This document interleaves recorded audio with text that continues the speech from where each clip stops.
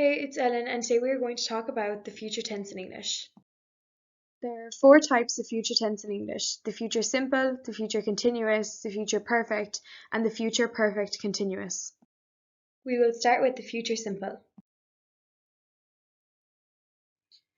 The future simple is made up of the verb will or won't and the base infinitive, or instead of will, we can also use going to and the base infinitive.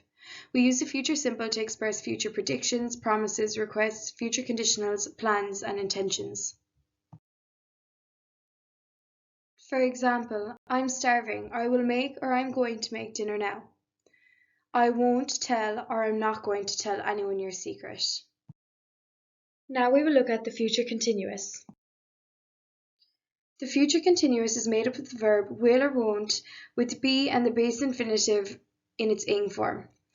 We use it to express actions that will be in progress at a specific time in the future and actions seen as temporary, future predictions, and polite inquiries. For example, she'll be arriving shortly, I think, and this time next week I'll be getting married. Next we will look at the future perfect. The future perfect is formed using will or won't plus have plus past participle. It is used to talk about an action that will be completed before a specific time in the future. For example, I will have left before you get here and I will have been here 6 months on October 22nd.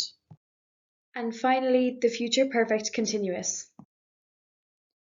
The future perfect continuous is formed by combining the future perfect tense and the past participle of the main verb.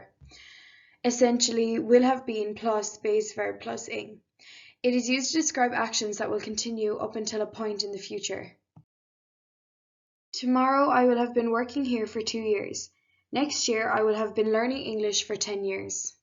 Thanks for watching. I hope you enjoyed. Check out our other social media for more.